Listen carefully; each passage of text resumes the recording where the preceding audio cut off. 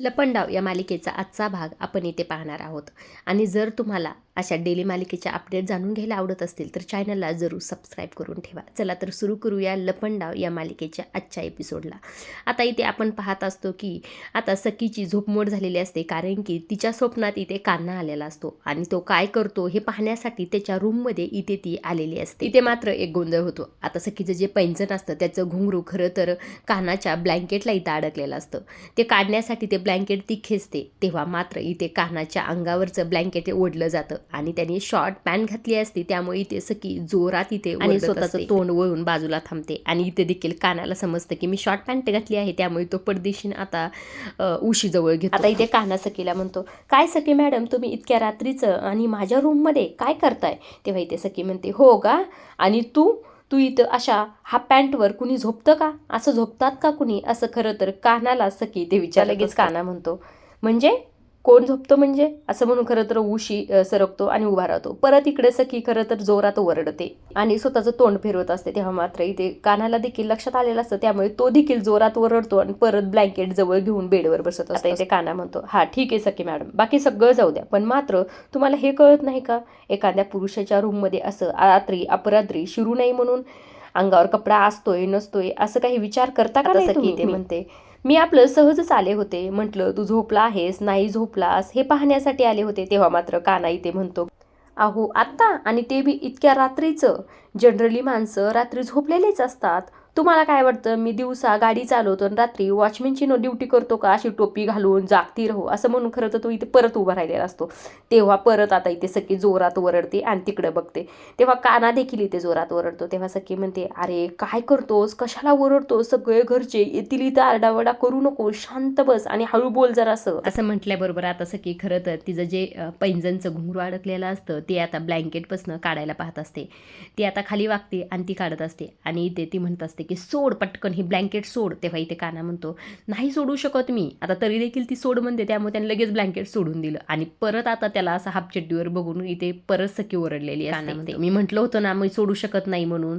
आता तो लगेच म्हणतो, सखी मॅडम तुम्ही काय करा, डोळे बंद करा, मी तुमचं ते सोडत आहे. डोळे बंद केले ना तुम्ही?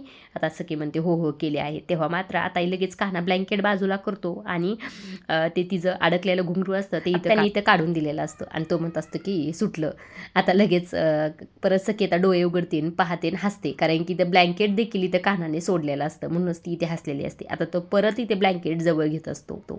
आता ही कान्हाची फजिती बघून खरं तर सखीला इथे हसायला येत असतं. आता इथे कान्हा म्हणतो, मला हे सांगा पण तुम्ही इथं नेमकं कशाला आला आहात, तुमचा हेतू काय होता नेमकं? हा थांबा, मला आता एकदा अंदाज लावून द्या की नेमकं तुम्ही आला तरी कशाला असता? तेव्हा इथे मनातली मनात असतो इथे अंदाज लावित असतो. अच्छा असं म्हटल्याबरोबर लगेच सखी म्हणते, काय म्हणायचं काय आहे तुला नेमकं? मला लगेच काना विषय बदलण्यासाठी म्हणतो, हा म्हणजे तुम्हाला भूतापिताची भीती वाटत असेल ना, म्हणून तुम्ही इथे आला आहात ना, हेच कारण होतं ना, असं म्हणायचं होतं मला. तुम्हाला काय वाटलं? तेव्हा इथे सखी म्हणते, मला काहीही म्हणायचं नव्हतं, असं चिडतच त्याला बोलते. सखी खरं तर स्वतःच्या मनाशीच बोलत असते. कान्हा, कुठल्या जगात जगतोस रे तू, मूर्ख आहेस का? म्हणे भूताची भीती वाटेल. खरं तर आता मला एकटं झोपायची सवयच मोडली, चाळी तुझ्यासोबत झोपायची ना.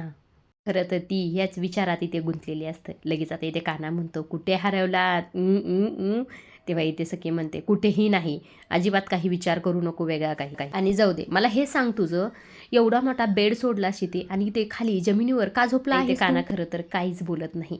आता कान्हा स्वतःच्याच मनाशी इथे सखीसारखंच बोलत असतो. तो म्हणत असतो की बेबीसारखाच तुम्ही कोणत्या जगात जगत आहात? खरं तर मला ती सवय लागली आहे. तुम्ही चाळीत नाही का बेडवर झोपायच्यात आणि मी खाली जमिनीवर, त्याच गोष्टीची मला सवय लागली आहे. मी कितीही इथं राहायला आलो असलो तरी माझं मन मात्र चाळीतच आहे आणि त्यामुळेच मी जमिनीवर झोपतो. ह्या विचारात खरं तर कान्हा इथे गुंतलेला असतो. आता सखी खरं तर त्याला चुटके वाजतच म्हणत असते की आता बोल की. कान्हा मात्र एकही शब्द इथे बोलत नाही.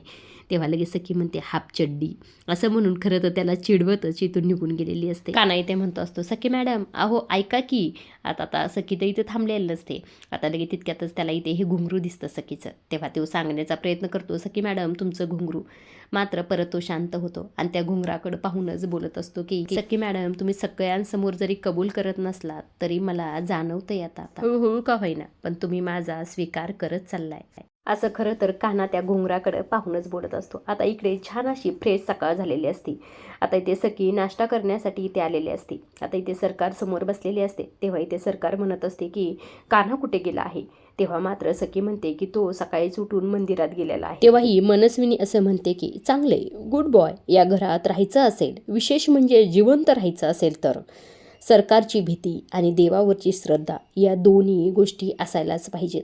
आता ही सरकार खरं तर सखीकडे बघूनच हे म्हणत असते. सखीला मात्र इथे एकही गोष्ट ही जी कळत नाही नेमकं ही असं का बोलत असेल. आता इकडे दुसऱ्या बाजूला खरं तर कान्हा मंदिराच्या नावाखाली इकडे त्याच्या घरी आलेला असतो, त्याच्या मा आणि आईला भेटायला. आता इथे मा म्हणत असते कान्हाला, आधी 70 कर्मचारी आपल्याकडे वळून घेतलेस, आता तू स्वतः त्या मनस्विनीच्या कंपनीत नोकरी करणार. जरा नदी उलटी वाहत आहे, पण आपल्या मनाप्रमाणे सर्व काही होत आहे, त्यामुळे मी आनंदात आहे. तेव्हा इथे कान्हा म्हणतो, हो अगदी आपल्या मनाप्रमाणे सर्व काही होणार आहे.